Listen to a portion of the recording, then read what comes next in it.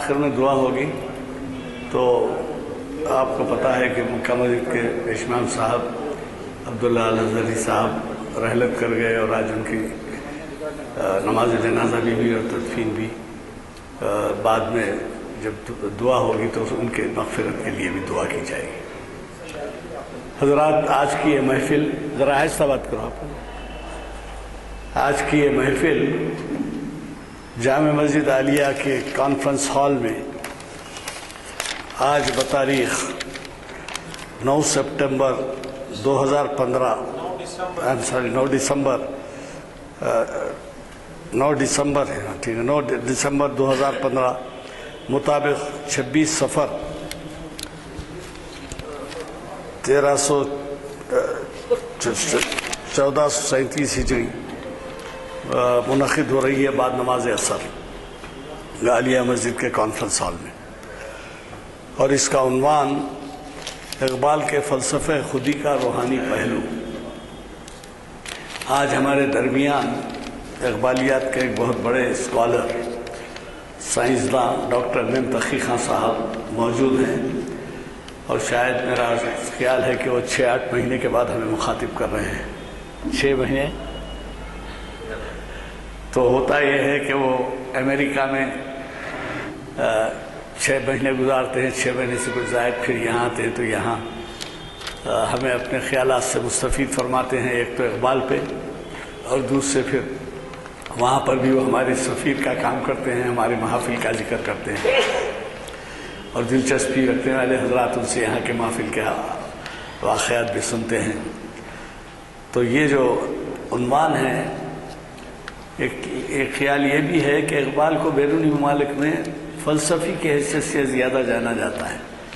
شاعر کی حیثیت سے تو ان کا رتبہ ہے ہی ہے، لیکن اور وہ فلسفے میں خودی کا فلسفہ ان کا ایک سب یہ فائنڈ ہے ان کی، اور اس کے اوپر شاید کسی زبان میں بھی کوئی شعرا جو ہے، ہم تو زبانوں سے واقف نہیں ہیں لیکن سمجھ میں آتا ہے کہ شاید ان کا جو مقام ہے خودی کے بارے میں، جو ان کے خیالات ہیں، جو کچھ بھی کلام میں انہوں نے سمویا ہے، وہ جو ہے غیر معمولی نوعیت کا ہے، غیر معمولی اہمیت کا ہے، اور لہذا وہ فلسفی کی حیثیت سے زیادہ جانے جاتے ہیں.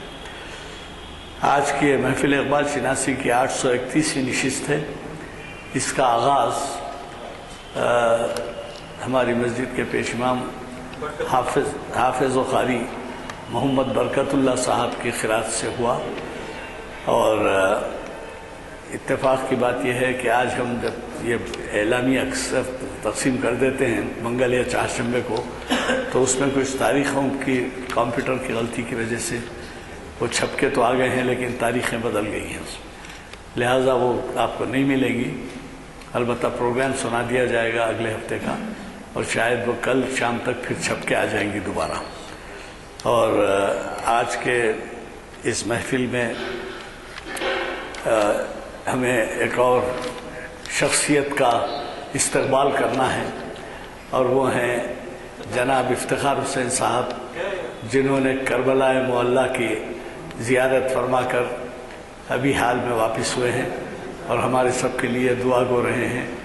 اور آنے کے بعد میری ان سے ملاقات رہی ہے، ان سے بات چیت رہی. بہرحال بڑی خوشی کی بات ہے کہ ایسے ہمارے سامعین میں ایسے حضرات موجود ہیں جو جہاں دیدہ ہیں، اور وقتاً فوقتاً تھوڑے تھوڑے عرصے سے باہر کے والا حالات سے ہمیں بھی واقفیت کا موقع ملتا ہے، اور ہم ان سے دعاؤں کے طالب بھی ہوتے ہیں. تو میں آج کے ہمارے مقرر ڈاکٹر م تقی خان صاحب سے گزارش کرتا ہوں کہ وہ شینشین پر تشریف لائیں، اور آج ایک عرصے بعد ہمیں اپنے خطاب سے سرفراز فرمائیں. میں شاید یہ کہوں تو غلط نہیں ہوگا کہ شاید ڈاکٹر صاحب نے ہمیں لگ بھگ 100 خطابات سے تو نوازا ہے. اب ایگزیکٹ نمبر تو نہیں بول سکتا، لیکن اور پھر ایک سائنسداں کا جو ہے ان کے بارے میں ہمارے آغاز جو ہوئے تھے، مصلح الدین سعدی صاحب اقبالیات کے ایک ماہر سمجھے جاتے تھے. انہوں نے یہ کہا تھا کہ دنیا میں شاید کوئی ایسا سائنسداں ہو جو قرآن مجید کے نسبت اتنا مطالعہ رکھتا ہو اور اتنا جو ہے اس کو سمجھا ہو اور اس کی تعبیر اور تفسیر سے ہم کو استفادے کا موقع دیتا ہے. یہ میرا خیال نہیں ہے، مصلح الدین سعدی صاحب کا ہے، جنہوں نے ہمارے ابتدائی ابھی 831 سے مراد 20 سال ہو گئے تقریباً. تو 20 سال پہلے کی بات ہے، جب وہ سنتے تھے ان کو تو یہی کہا کرتے تھے کہ بھائی میرا جہاں تک خیال ہے دنیا میں کوئی سائنسداں ایسا نہیں ہوگا جو. بہرحال اب وہ سامنے بیٹھے ہیں، منہ پر تعریف کرنا مناسب نہیں ہے، تو میں گزارش کرتا ہوں کہ شہید نشین پر تشریف لائیں. اعوذ باللہ من الشیطان الرجیم، بسم اللہ الرحمن الرحیم. حضرات، میں ایک عرصہ دراز تو نہیں کہہ سکتا، لیکن تقریباً 8 یا 9 ماہ کے بعد ان محافل میں پھر مجھے شرکت کا موقع ملا ہے، اور اس کے لیے میں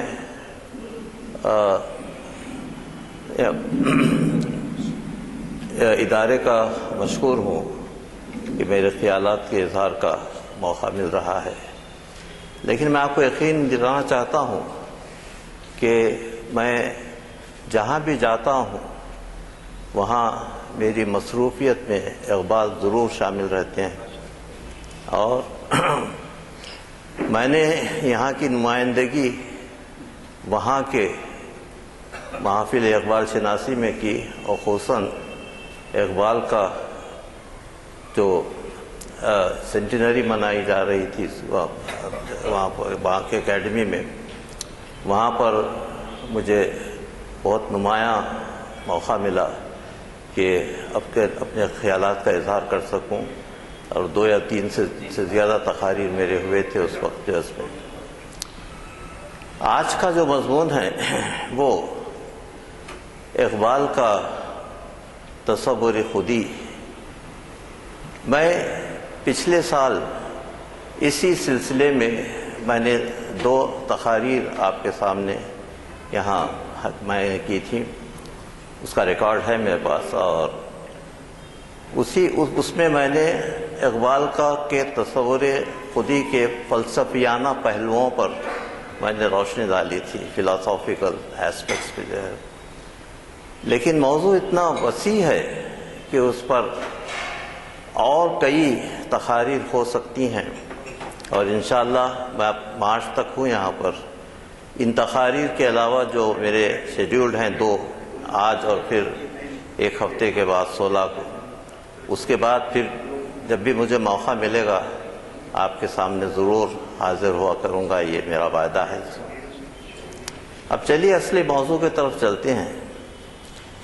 اقبال نے اپنے کلام میں 2 نظریات سے، میں نظریہ ہی کہوں گا اس کو، جو ہے ٹرمز کا ترجمہ جو ہے میں نے نظریہ 2 نظریات سے لوگوں کو متعارف کیا. ایک تو تھا نظریہ خودی اور دوسرا تھا عشق. نظریہ خودی اور عشق دونوں کا قرآن کا جہاں تک الفاظ ہیں، نہ خودی جو ہے قرآن کا لفظ ہے، نہ عشق قرآن کا لفظ ہے. لیکن آپ ان کے مطالب پر اگر آپ غور کریں تو اقبال کا سارا فلسفہ اور سارے نظریات جو ہے وہ قرآن سے مربوط تھے. انہوں نے فلسفے کا بڑا گہرا مطالعہ کیا تھا، اور یورپین فلسفے کا اور جرمن فلسفے کا، خصوصاً جرمن فلسفے کا کافی گہرا مطالعہ کیا تھا.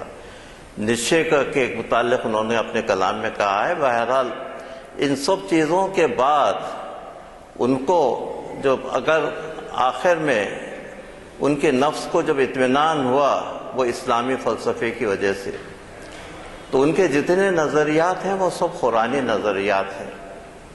اب آپ کہیں گے کہ یہ خودی اور عشق جو ہے قرآن میں کہاں پر ہے؟ قرآن میں نہیں ہے، لیکن متبادل الفاظ سے اس کو مخاطب کیا گیا ہے. جیسے خودی کے لیے اللہ نے جو لفظ استعمال کیا ہے وہ نفس ہے.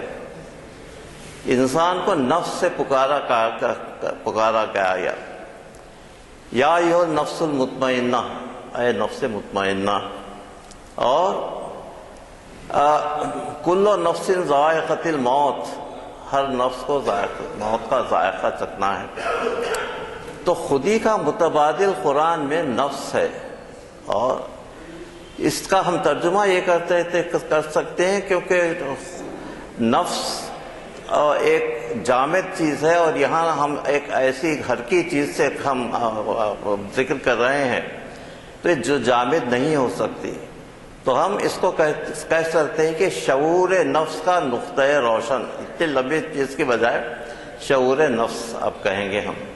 خودی جو ہے شعور نفس ہے، انسان کا شعور نفس۔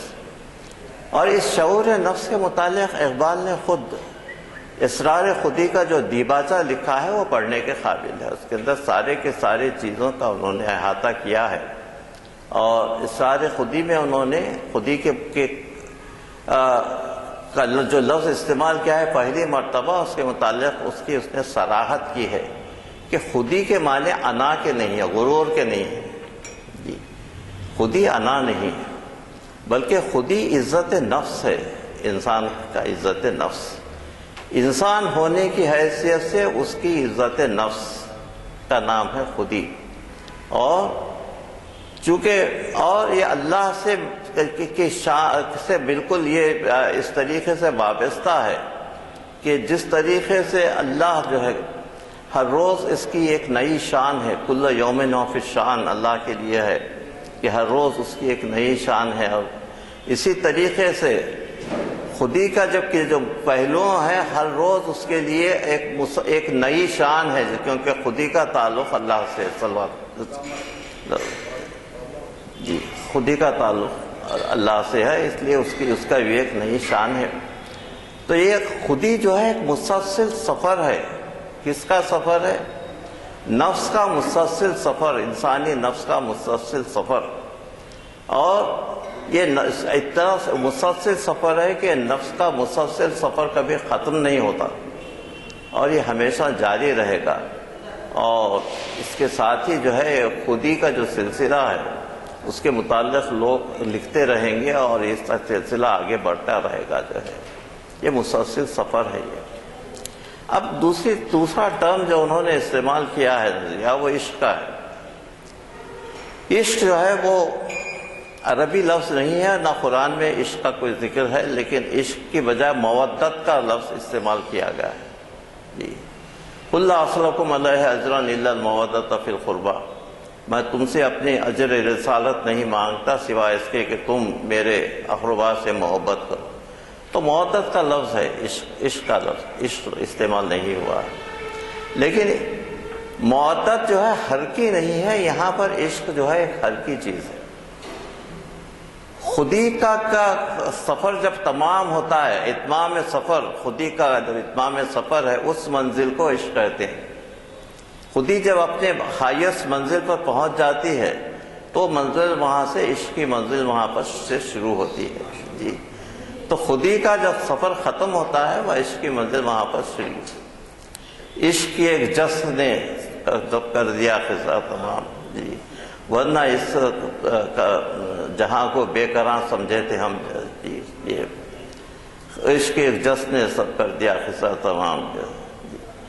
یہ جو ہے عشق جو ہے ایک جذبہ ہے، وہ جذبہ ہے جو انسان میں ہمت پیدا کرتا ہے، وہ جذبہ ہے جو فکر و عمل کی راہوں کو فراہم کرتا ہے انسان کے لیے۔ اور اس لیے یہ اقبال نے عشق کا جو ہے استعمال کیا ہے اس میں۔ اور آج کی اس تقریر میں میں وہ ایگزامپلس نہیں، میں پہلے میں جو دے چکا ہوں، اور وقت اس کا متقاضی نہیں ہے کہ میں آپ کے سامنے اور اشعار پیش کروں۔ میں ایک رباعی کرتا ہوں، صبر حسین بھی ہے عشق، صبر جلیل بھی ہے، صبر خلیل بھی ہے عشق، معرکہ حیات میں بدر و حنین بھی ہے عشق۔ یہ تو اس طریقے سے عشق کا ایک بہت بڑا چیپٹر جو ہے کھلا ہوا ہے، اور لوگوں نے بہت کچھ لکھا ہے، اور ابھی بہت کچھ لکھے جانے کی اس میں اتنا وسیع موضوع ہے کہ اس میں کیپیسٹی ہے، اور اس کو، اور یہ میں کہتا چلوں کہ کسی دنیا کے کسی شاعر کے لیے لوگوں نے اسے کلام کے متعلق اتنا نہیں لکھا جتنا اقبال کے متعلق لکھا ہے۔ یہ وائکوپیڈیا دیکھیے، اس میں اقبال میں اتنے ریفرنسز آپ کو ملیں گے کہ ایک واحد شاعر ہے جس کا کلام آج تک زندہ ہے۔ اس لیے زندہ ہے کہ اس نے زندگی سے اپنا تعلق قائم کر دیا تھا، اور وہ زندگی کیا ہے؟ حضور کی ذات طیبہ، عشق تھا حضور کی ذات سے، اور قرآن شریف کا مطالعہ جو ہے، قرآن کا مطالعہ روز کیا کرتے تھے۔ اور لوگ یہ چیز بات بہت مشہور ہے کہ انہوں نے اپنے فرزند کو کہا تھا کہ تم قرآن ایسے پڑھو کہ قرآن تم پر نازل ہوا ہے، اس طریقے سے قرآن پڑھا کرو۔ تو جتنی چیزیں ہیں، جتنے نظریات ہیں، وہ سب سارے کے سارے نظریات قرآن سے متعلق ہیں۔ اب میں چلیے اپنے موضوع کی طرف آتا ہوں اس انٹروڈکشن کے بعد، کہ خودی کا روحانی پہلو کیا ہے۔ سب سے پہلے جب خودی کے روحانی پہلو پر ہم غور کرتے ہیں، خودی کا روحانی پہلو ہے لا الہ الا اللہ۔ یہ ضرب کلیم کی ایک مشہور نظم ہے اقبال کی، جس کا کہ میں نے چند شعر یہاں پر لکھے ہیں، اور اسی سے میں اپنے عنوان کا افتتاح کرنا چاہتا ہوں کہ خودی کا سر نہاں لا الہ الا اللہ۔ خودی سے شروع کیا ہے، خودی کا سر نہاں لا الہ الا اللہ۔ اس سے پہلے میں خودی کے سر نہاں تو جب تھوڑا سا الہیات کا موضوع اس میں آ جاتا ہے تو ممکن ہے آپ کے ذہنوں پر تھوڑا سا گراں گزرے، لیکن میں تھوڑی سی اس کی توجیہ میں شروع میں کر دینا چاہتا ہوں۔ انسان کا مقام، انسان کا مقام حضور سرور کائنات کی وہ معراج کی وہ منزلیں ہیں جہاں پر اللہ اور بندے میں اتنا فاصلہ کم رہ گیا تھا کہ خواب قوسین و ادنیٰ، اللہ قرآن میں کہتا ہے کہ خواب قوسین، اللہ اور بندے میں اتنا کم فاصلہ باقی رہ گیا تھا۔ تو یہ انسان کا مقام، دو حالتیں ہیں، ایک حالت تنزیہ اور دوسری ہوتی ہے حالت تشبیہ۔ حالت تنزیہ میں اللہ کی مطلقیت میں کوئی اور کسی کا دخل نہیں ہے، اللہ ہی اللہ ہے سبحان، اور اللہ کسی اور کا نام نہیں ہو سکتا سوائے اللہ کے جیسے۔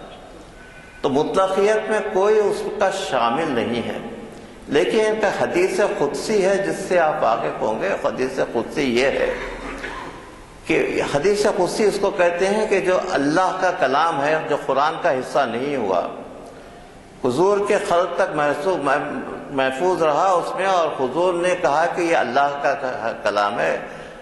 رسول کے منہ سے جو نکلے ہوئے الفاظ ہیں جو قرآن میں نہیں ہیں، اس کو حدیث قدسی کہتے ہیں۔ تو حدیث قدسی میں یہ ہے کہ اللہ کہہ رہا ہے کہ میں ایک چھپا ہوا خزانہ تھا جی، اور مجھ کو محبوب مجھ کو محبوب ہوا کہ میں پہچانا جاؤں، اس لیے میں نے خلقت کی، نور اول کی خلقت کی۔ تو یہ پہلی خلقت کون سی تھی؟ پہلی خلقت نور اول کی تھی، اور یہ نور اول جو ہے نور حبیب کبریا صلی اللہ علیہ وآلہ وسلم، اور نور اوصیاء اور نور انبیاء اور نور اوصیاء، خصوصاً نور انبیاء میں حضور کا نور جو ہے یہ سب میں پہلے خلق ہوا تھا۔ اب یہ نور ایسا تھا، اللہ سے اتنا متمسک تھا کہ اللہ کے صفات کا عکس تھا۔ اب یہ میرے الفاظ پر غور کیجئے، اللہ کے صفات کا عکس، اللہ کے صفات کا عکس کے معنی اتنا قریب اللہ سے کہ اللہ کے صفات کا عکس۔ تو مطلب یہ ہے کہ اگر آپ سورج کو دیکھیں اور آئینے میں سورج کو دیکھیں، آئینے میں سورج کے عکس کو دیکھیں، تو اصل میں اور عکس میں آپ کو کوئی فرق نظر نہیں آتا جو ہے۔ تو اللہ کے صفات کا عکس یہ نور اول، اور نور اول کی دوسری صفت یہ ہے کہ اللہ کے صفات کا مظہر، اللہ کے صفات کا عکس اور اللہ کے صفات کا مظہر۔ کیونکہ اللہ کے صفات مطلقیت آپ کے سمجھ میں نہیں آتی۔ حضور نے آ کر بتلایا کہ اللہ کے صفات کیا ہو سکتے ہیں، وہ رحمان کیا ہے، وہ رحیم کیا ہے، رحمانیت کیا ہے، رحیمیت کیا ہے۔ قل لا اسألکم علیہ، اور اس میں اللہ نے کہا کہ انا ارسلناک الا رحمۃ للعالمین، اللہ رحمت ہے، رحمان ہے، رحیم ہے۔ ویسے حضور سرور کائنات بھی رحمان ہے، رحیم ہے۔ اللہ کے صفات کو دیکھنا ہے تو اللہ کے حضور کو دیکھیے اور اللہ کو سمجھنے کی کوشش کیجیے، تو اللہ کے سمجھنے کا ذریعہ جو ہے، اور اللہ حضور نے قرآن کی جو تفسیر کی اپنے احادیث کے ذریعے سے، اس سے بہتر جو ہے قرآن کو کوئی سمجھا نہیں سکتا تھا، کیونکہ جس کے قلب پر قرآن اترا ہے اس کو قرآن ناطق کہتے ہیں، اور الفاظ جو آپ کے سامنے ہیں وہ قرآن صامت ہیں۔ تو پہلے قلب رسول پر قرآن اترتا تھا، وہ الفاظ کی صورت میں جب لکھا جاتا تھا وہ آپ کے سامنے قرآن صامت۔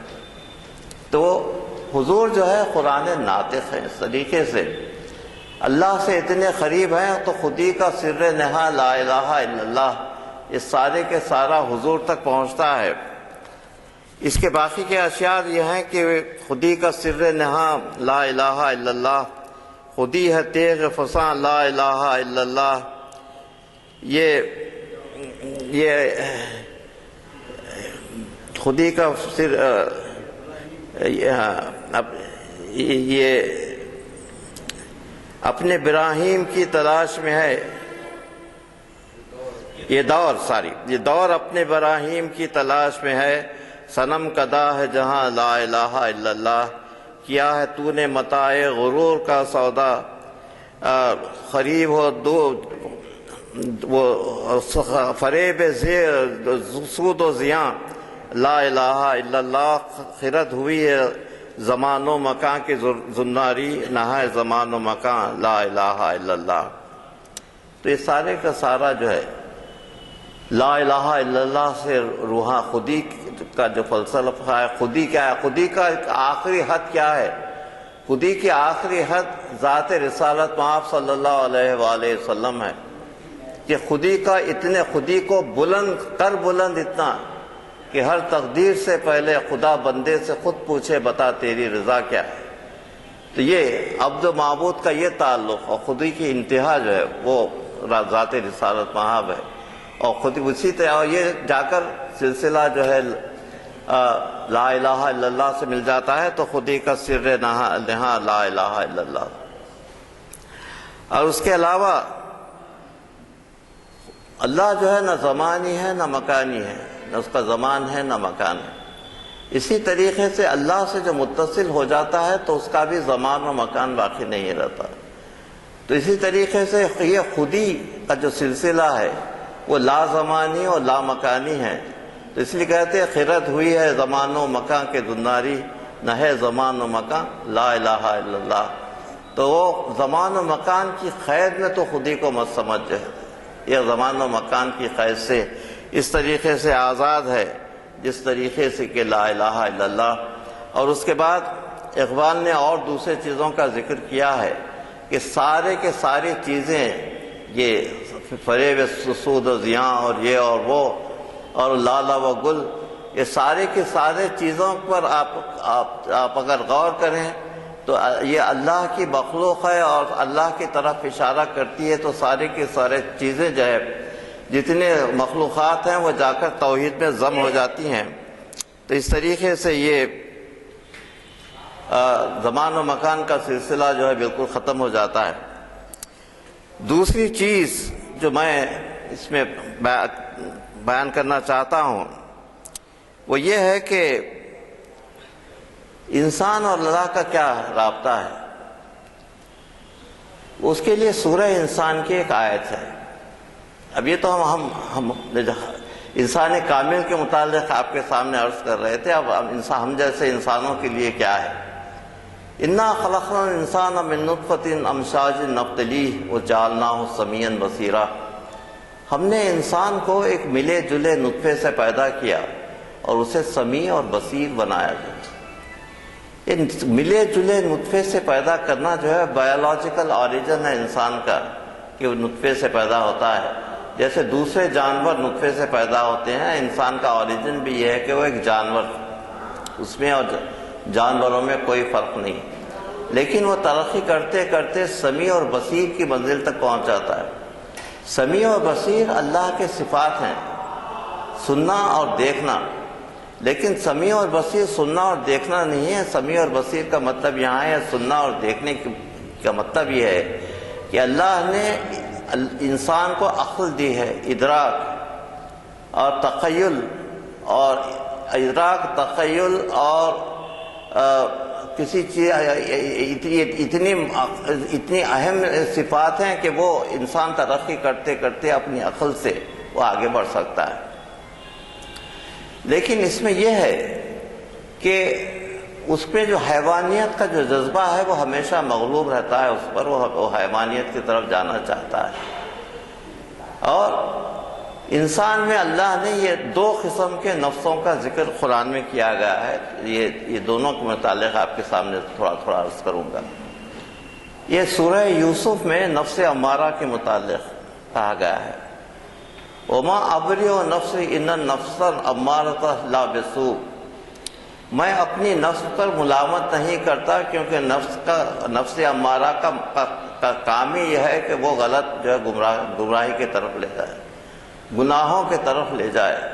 یہ اس وقت تھا کہ جبکہ وہ حضرت زلیخا کا جو قصہ ہے قرآن میں، آپ سورہ یوسف پڑھیے کہ اس وقت کہ شیطان کے ورغلانے سے ساری چیزیں، تو ان النفس امارۃ بالسوء، لیکن اس نفس امارہ کو روکنے کے لیے، اس کو دبانے کے لیے اللہ نے ایک دوسرے نفس کا انسان کے لیے ایک دوسرے نفس کو خلق کیا ہے، جس کو کہتے ہیں نفس لوامہ، ٹوکنے والا نفس۔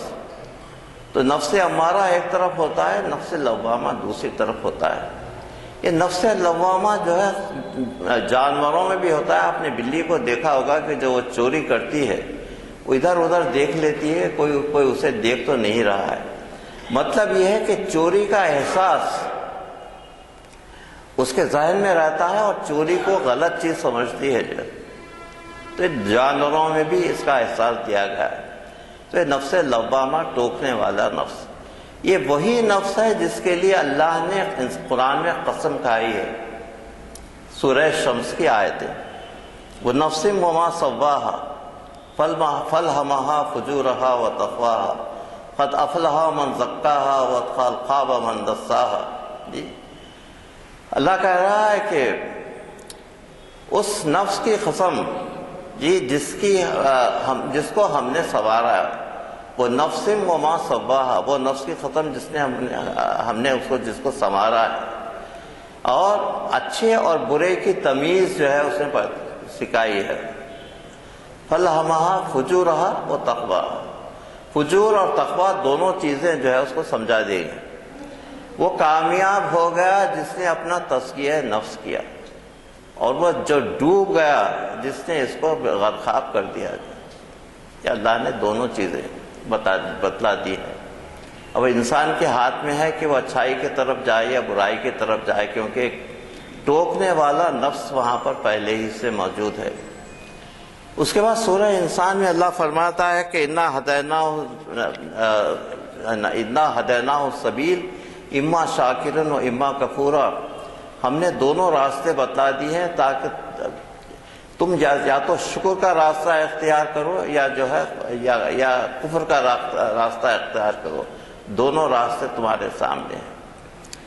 اس طریقے سے اللہ نے انسان کی تقدیر کو، بہت ارادہ خود اختیاری کا جو مفہوم ہے قرآن میں، اللہ نے جس کا اللہ اپنی امانت کہتا ہے، وَرَضَ الْأَمَانَةَ عَلَى السَّمَاوَاتِ وَعَلَى الْجِبَالِ، ہم نے اپنی امانت کو آسمانوں، زمینوں اور پہاڑوں کے ذمے کیا، لیکن انہوں نے اپنی مجبوری کا اظہار کیا۔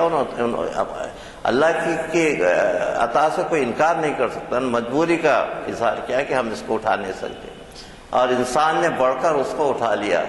وہ کتنا جاہل ہے، جی اللہ کہہ رہا ہے کہ وہ کتنا جاہل ہے، جہولا ہے۔ وہ ظالم اور جاہل، ظلمن اور جہولا دونوں۔ اب یہ ہونا چاہیے تھا کہ بھئی اتنے جب دوسری چیزوں میں انکار کر دیا اور انسان نے بڑھ کر اٹھا لیا تو شاباش کہنا چاہتے کہ تم نے اٹھا لیا، کہا نہیں، تم نے امانت کے ساتھ جو ہے اچھا سلوک نہیں کیا۔ یہ امانت ارادہ خود اختیاری تھی، اس کا مطلب یہ تھا کہ اس کا تم کو اختیار تھا کہ تم اچھائی کی طرف جاؤ یا برائی کی طرف جاؤ، تم نے زیادہ برائی کو اختیار کیا، اچھائی کو چھوڑ دیا، تو اس لیے اپنے آپ پر تم نے ظلم کیا، ظلمن جہولا اس کے لیے تھا۔ تو ارادہ خود اختیاری بہت بڑی امانت ہے اللہ کی، اور تقدیر کوئی چیز نہیں ہے۔ تقدیر جو ہے جو چیزیں ڈٹرمنڈ ہوتی ہیں وہ کائنات کی دوسری چیزیں جیسے جمادات ہیں، نباتات ہیں۔ نباتات ایک حد تک گروہ کرتے ہیں، حیوانات کا ہے بچھو کا کام کاٹنا ہے، وہ کاٹنے کے سوا اور کچھ نہیں کر سکتا۔ اس کو آپ کہیں کہ تم بھائی تم ایثار کرو، وہ نہیں کر سکتا، جو اس کا کام کاٹنا ہے وہ ضرور کاٹے گا۔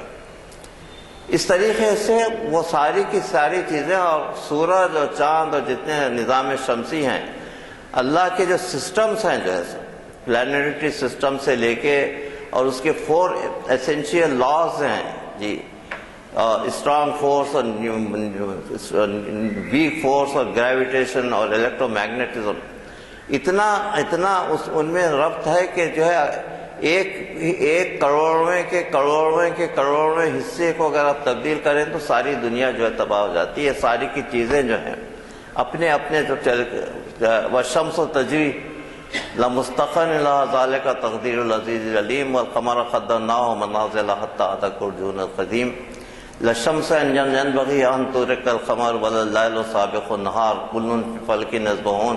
ہر اپنے دائرے میں گھوم رہا ہے، نہ چاند جو ہے سورج کا پیچھا کر رہا ہے، نہ سورج چاند کا پیچھا کر رہا ہے۔ یہ ساری کی چیزیں میں تو سمجھتا ہوں کہ ادبیات قرآن میں یہ جو آیت ہے اتنی ماڈرن ہے کہ جو ہے لوگوں کو پتہ نہیں، جب تک کہ آئنسٹائن کا یہ اسپیشل تھیوری آف ریلیٹیوٹی جب تک جو ہے اس نے پبلش نہیں کی تھی، لوگوں کو معلوم نہیں تھا کہ یہ گریویٹیشن کیا ہے اور کس طریقے سے ہر چیز رواں دواں ہے، ہر چیز اپنے گریویٹیشنل محور پر رواں دواں ہے، وہ کسی کا کوئی پیچھا نہیں کر رہا ہے جی۔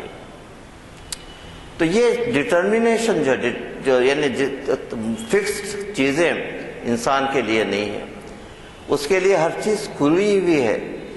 اقبال کہتے ہیں تقدیر کے پابند جمادات و نباتات، جی مومن فقط احکام الہی کا ہے پابند ہے۔ تو جمادات و نباتات کے ہم پابند، اب وہ جو ہے وہ پابند ہیں، تقدیر کے ہم نہیں ہیں۔ ہمارے لیے کھلا ہوا کاغذ ہے لکھا ہوا، اول سے زندگی بنتی ہے جنت بھی جہنم بھی، یہ خاکی اپنی فطرت میں نہ نوری ہے نہ ناری ہے جو ہے سب۔ تو آپ کے لیے کوئی چیز، آپ کو ایک فری ول دے دی گئی ہے۔ انسان کی عظمت یہی ہے کہ جو پہاڑوں نباتات اور جمادات میں نہیں جو چیز صفت ہے وہ انسان کو دی گئی ہے۔ اب انسان کا فرض یہ ہے کہ اس کو صحیح طریقے سے اس کا استعمال کرے۔ تو نامہ اعمال آپ کا اس وقت بالکل فری ہے، اس پہ کوئی چیز پہلے سے ہی درج نہیں ہے۔ اگر ایسا ہوتا تو آپ قیامت کے دن پوچھ سکتے کہ حضور والا آپ نے پہلے ہی سے کر دیا تھا، اب آپ کو پوچھنے کا کیا حق ہے جو ہے سکتا۔ سزا و جزا کا مطلب پھر بالکل ختم ہو جاتا اس کے بعد جو ہے سب۔ تو یہ عمل سے زندگی بنتی ہے جنت بھی جہنم بھی، یہ خاکی اپنی فطرت میں نہ نوری ہے نہ ناری ہے۔ تو یہ ہے ارادہ خود اختیاری کا پھیلاؤ۔ اب دوسرے جو تھیوریز ہیں جو اس میں یہ ہے کہ انسان کے متعلق فراڈ نے، آپ نے نام اس کا سنا ہوگا، یہ جنسیات کا بہت بڑا ڈاکٹر تھا فراڈ۔ اس نے کہا کہ انسان میں روحانیت کے نام کی کوئی چیز نہیں ہے، جو انسان میں روحانیت نہیں ہے، لیکن انسان کے جتنے جذبات ہیں اور نفسیات کے جتنے پہلو ہیں وہ سارے کے سارے انسان کے جنسی گھٹن کا نتیجہ ہے جی۔ کہا کہ سارے کے سارے جنسی گھٹن کا نتیجہ ہے، اس میں کوئی، یہ بالکل غلط بات ہے۔ اب فراڈ کی تھیوری کے متعلق دیکھیے کہ فراڈ نے کیا چوری اور ظلم کے متعلق کچھ لکھا ہے کیا؟ چوری اور ظلم کیا چیز ہے؟ چوری اور ظلم جس کا احاطہ فراڈ کی تھیوری نہیں کرتی. آپ دیکھیے کہ دنیا کے سب سے پسماندہ قبائل بھی اگر ہوں تو ان کے پاس چوری جو ہے گناہ سمجھی جاتی ہے، اور قتل جو گناہ سمجھا جاتا ہے، اور خیانت اور چوری اور یہ ساری جو چیزیں ہیں وہ سب چیزیں غلط سمجھی جاتی ہیں. اور اسی طریقے سے نیکی کے جو ہے پہلو ہیں، ایثار ہے، ہمدردی ہے. آپ گاؤں میں چلے جائیے کہ آپ کو چاہے کسی مذہب و ملت کے آپ کیوں نہ ہو، آپ کو پانی پیش کیا جاتا ہے. تو یہ جو نیکی کا جو جذبہ ہے، یہ نیکی کا جذبہ کہاں سے آیا؟ جیسے یہ نیکی کا جذبہ جبلت کا پارٹ نہیں ہے. انسٹنکٹ جو ہے نا، یہ جو جانوروں کی جو انسٹنکٹ ہے وہ انسٹنکٹ کا پارٹ نہیں ہے. یہ جبلت کا جو حصہ ہے وہ اللہ کی طرف سے دین ہے انسان کے لیے، کہ برائی اور اچھائی پہلے ہی سے اس میں جسم میں رچی بسی ہے اور وہ اس سے الگ نہیں ہے. یہ اور دوسری تھیوری یہ ہے کہ جرائم پیشہ، یہ امریکہ میں آپ نے دیکھا ہوگا کہ ہر دوسرے اور جو ہے قتل ہوتا ہے کہیں نہ کہیں، اور جو جرائم پیشہ اتنے کھلے ہوئے ہیں. فریڈم آف اسپیچ اور فریڈم آف تھاٹ اور فریڈم آف ایکشن کا یہ ہے کہ کوئی تحدیدات کے بغیر اگر فریڈم ہوتا اس کا اثر یہی ہوتا ہے. اسلام نے فریڈم کے ساتھ تحدیدات بھی عائد کی ہیں کہ تمہاری ذمہ داریاں ہیں، تمہارے فرائض کے علاوہ تمہارے ذمہ داریاں ہیں، تمہاری ذمہ داریاں فرائض سے زیادہ ہیں. تو اس لیمیٹیشن میں جو ہے وہ جرائم پر کنٹرول رہتا ہے. تو اس کا کہنا یہ ہے، لیبر ہاؤس اس کا نام ہے، جرائم پیشہ وکیل ہے، وہ جو کہہ رہا ہے کہ جرم جو ہے انسان کی سیرت میں داخل ہے، سرشت میں داخل ہے، اور مجرم جو ہے بغیر جرم کیے رہ نہیں سکتا. یہ بالکل غلط ہے. جتنے اس کے ٹیسٹ اس کے بعد ہیومن جینوم کی پورا اس وقت اسکیچنگ ہو چکی ہے، اس کا نتیجہ یہ نکلا ہے کہ جرم کے جو اجزاء ہیں وہ کسی جگہ آپ کو پائے نہیں جاتے. جو یہ غلط ہے کہ جرم جو ہے جینوم کا حصہ ہے. جرم جو آتا ہے وہ باہر کے عناصر سے آتا ہے، باہر کے اثر سے آتا ہے. انسان مجرم پیدا نہیں ہو. اللہ نے قرآن میں کیا ہے؟ ابھی اس آیت کے تحت کی تلاوت ہو رہی تھی یہاں پر ہمارے جو قاری صاحب ہیں. انا خلقنا الانسان فی احسن تقویم ثم رددناہ اسفل السافلین الا الذین آمنوا وعملوا الصالحات تواصوا بالحق تواصوا بالصبر. یہ جو ہے ہم نے انسان کو بہترین صورت اور شکل سے پیدا کیا، لیکن ہم اس کے کو اسفل السافلین تک، نچلے درجے تک پہنچا دیں گے، سوائے ان لوگوں کے جو ایمان لے آئے اور عمل صالح انہوں نے کیا.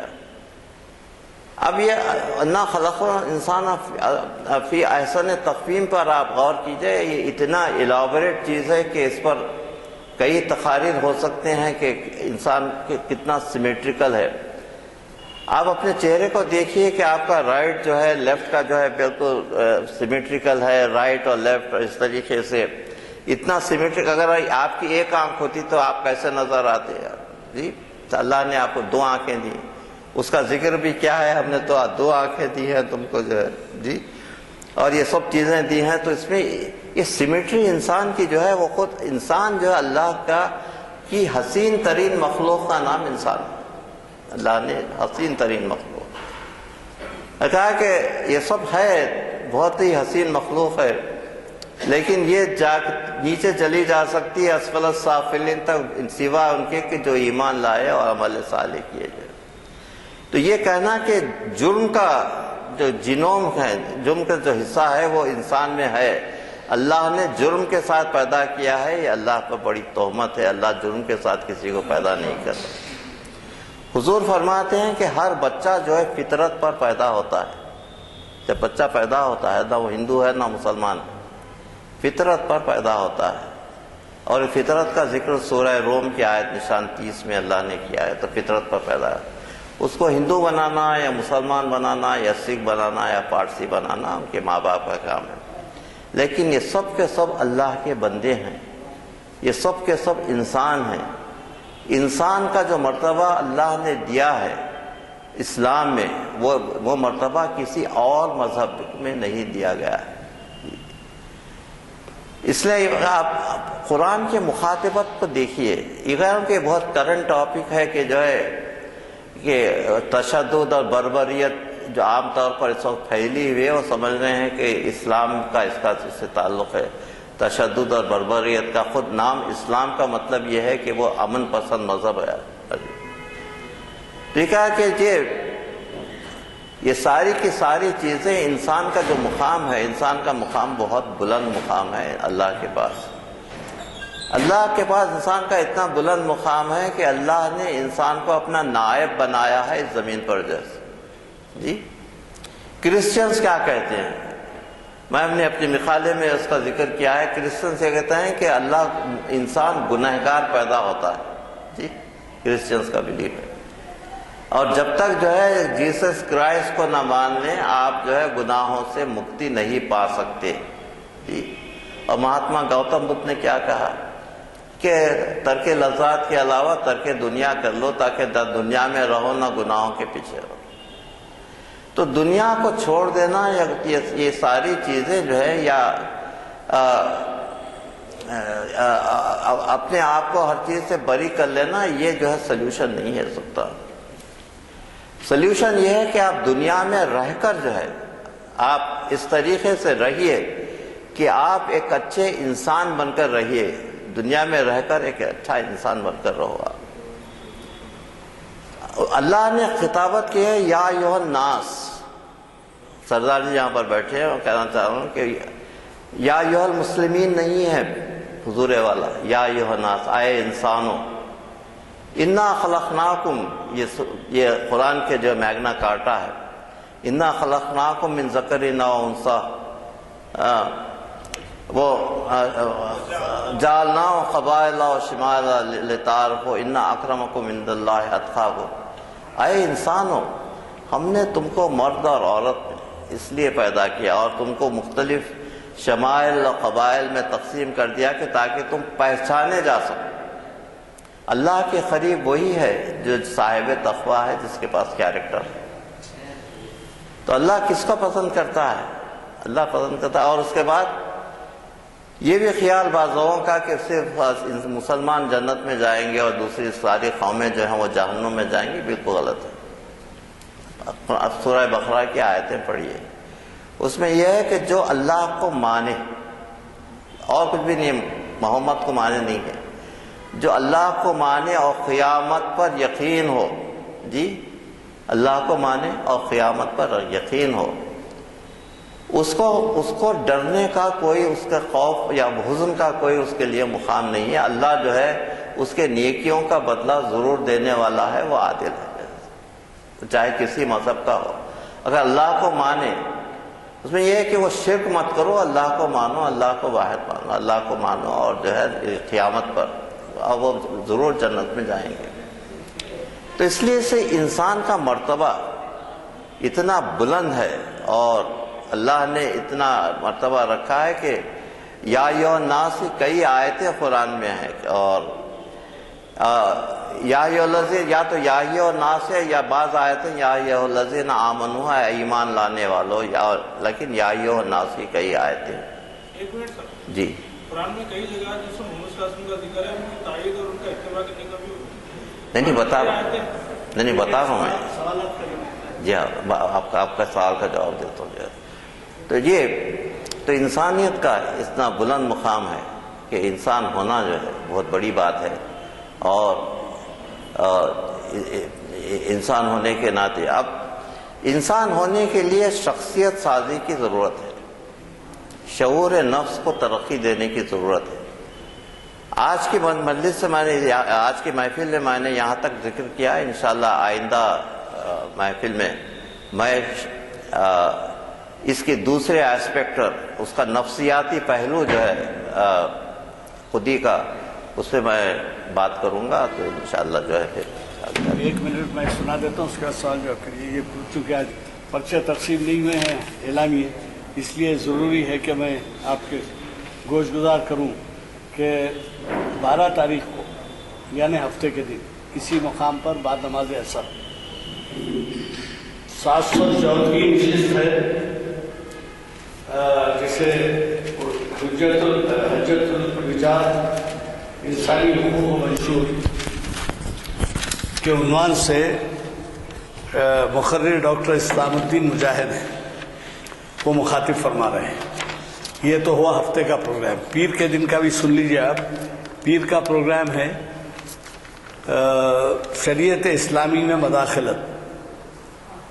جناب اقبال احمد انجینئر صاحب جو آپ کے جانے پہچانے ہیں اور یہاں کئی خطابات ان کے ہو چکے ہیں، اور وہ شریعت انفارمیشن سروس کی 607ویں نشست ہے. اور پھر اس کے بعد اسی عنوان سے ابھی جیسے ڈاکٹر صاحب نے اعلان کیا آئندہ اس کے سلسلہ جاری رہے گا. اقبال کے فلسفہ خودی میں سماجی پہلو، یہ 16 دسمبر کو بعد نماز عصر اسی مقام پر یعنی اگلے چہارشنبے کو منعقد ہوگا، جو محفل اقبال شناسی کی 832ویں نشست ہے. تو کچھ کہنا ہے؟ میرا سوال یہ ہے کہ اگر اللہ تعالیٰ کو مانے، ایمان کے بغیر ہم جنت میں جائیں گے تو ساری دنیا اللہ تعالیٰ کو مانے. دیکھیے جنت کے مختلف لیولز ہیں. آپ جس جنت انکار کرنے والا کوئی نہیں سب دنیا میں، محمد صلی اللہ علیہ وسلم کا انکار کرتے ہیں یا دوسرے انبیاء کو فالو کرتے ہیں. جیسا اسرائیلی ہیں وہ لوگ جیسے موسیٰ علیہ السلام کو مانتے ہیں، اور عیسائی ہیں عیسیٰ علیہ السلام. لیکن اگر وہ نیک ہیں، اس کے علاوہ آخرت کی بھی بات کہی گئی ہے جو کئی لوگ نہیں مانتے، کئی لوگ نہیں مانتے اس کو. آخرت کو نہیں مانتے، اس کے بعد ٹھیک ہے. دونوں اللہ اور آخرت دونوں پر ایمان ہوتا ہے. ایمان تو یہ کہ اللہ اور اس کے رسول کے ساتھ آخرت کو مانا ہے. رسول اللہ صلی اللہ علیہ وسلم کو چھوڑ دیا جاتا ہے ایمان مکمل نہیں ایسا وہ تو ہے، مگر یہ قرآن کا حوالہ دے دینا. قرآن کر کے وہ لوگ آپ جس کو جس جنت کا آپ ذکر کر رہے ہیں، جنت کے کئی لیولز ہیں جو ہے. جس لیول میں مسلمان یا مومن رہیں گے وہ لیول بالکل الگ ہے. لیکن دوسرے جو اچھا کام انہوں نے کیا ہے اپنی زندگی میں جو ہے اور اللہ کو مانا ہے، تو ان کو جو جس جنت میں وہ جگہ ملے گی وہ جنت آپ کی جنت سے بالکل الگ رہے گا. یہ ہے کہ ان کو اس کا صلہ مل جائے گا وہاں پر جو ٹھیک ہے. یہ ٹھیک ہے حضرات، یہ بات کے اس کا سلسلہ چونکہ جاری ہے اور وقت قریب ہے، اس لیے میں گزارش کروں گا کہ سوالات ہمارے جو اگلی محفل میں اس کا سلسلہ رہے گا، اس کے بعد جو مزید سوالات کیے جائیں گے. میں صرف اتنا عرض کروں گا کہ خودی کے عنوان سے جب یہ خطاب ہوا ہے تو ذوق اور ضعیفی آپ سمجھتے ہیں. ذوق کے معنی کمزوری کی، اور ضعیف تو ظاہر ہے آپ اچھا استعمال کرتے ہیں. ضعیف ہے غلط بھی ہے. تو علامہ کا ایک شعر ہے جس کو سمندر کو کوزے میں بند کر دیا ہے، وہ یہ ہے کہ ذوق کی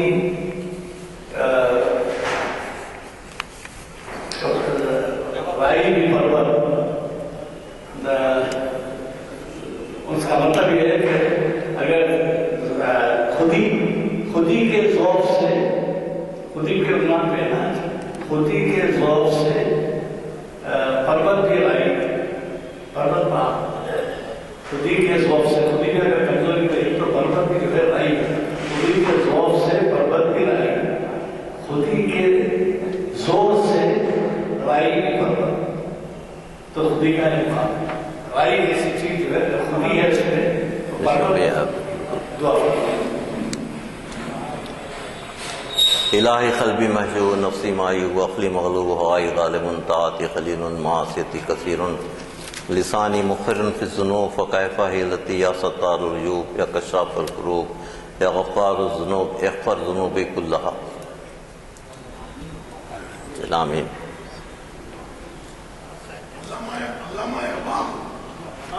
علامہ اقبال رحمۃ اللہ علیہ مولانا روم سے روحانی فائدہ حاصل کیے جی اور مولانا علوم شمس تبریز سے حاصل کیا. کہ تینوں کا فاصلہ، تینوں کی ہم عمر تھی کیا ان کا پیریڈ وہ ایک ہی ہے؟ نہیں، وہ سلسلہ جو شمس تبریز اور مولانا روم کا ہے وہ ایک طریقے سے طریقت کا سلسلہ ہے. جو پیری مریدی کا جو سلسلہ ہوتا ہے نا، طریقت کا جو ہے سب وہ ہوتا ہے. تو اس لیے فیض جو حاصل ہوا ہے وہ روحانی فیض جو ہے وہ کتابوں سے حاصل نہیں ہوتا بلکہ ڈائریکٹلی مرشد سے حاصل ہوتا ہے جو سب. یہ مولانا روم کا پیریڈ اور شمس تبریز کا پیریڈ ایک ہی ہے کیا؟ اور مولانا روم جو ہے شمس تبریز کے جو ہے شاگرد تھے. ان کا شعر یہ ہے کہ شمس تبریز کہ جب تک اگر شاگرد نہ ہو تو مولانا روم اپنی وہ جگہ حاصل نہیں کر سکتے تھے. تا غلام شمس تبریزی نبود، اس کے اندر کہتا ہے جب تک کہ ان کے غلام نہ ہوتے جیسے. حضرت علی رضی اللہ عنہ سے جا کے جی ہاں وہی طریقت کے سلسلے ہیں سب پورے جو ہے سب. اللہ تعالیٰ نے قرآن میں کئی جگہ پہ یا ایھا الذین آمنوا واطیعوا اللہ واطیعوا رسول اللہ ذکر کیا ہے. جی اولو الامر منکم بھی ہے، اولو الامر منکم، آپ اس کو بول رہے ہیں اطیعوا اللہ اطیعوا الرسول و اولو الامر منکم. جی قل ان کنتم تحبون اللہ فاتبعونی یحببکم اللہ ویغفر لکم ذنوبکم. نبی کی اطاعت اور اتباع کے بغیر جنت کا تصور ہی غلط ہے. جی کیا بیان کر رہے ہیں دیوانے کو نہیں مطلب وہ جو جنت قابل یہ جو ایمان لانے کے بعد جو اللہ کو مانتے ہیں لوگ، اللہ کو کئی لوگ جانتے ہیں اللہ کو، ایک اللہ کو مانتے ہیں جنت کرنے نا دوسرے.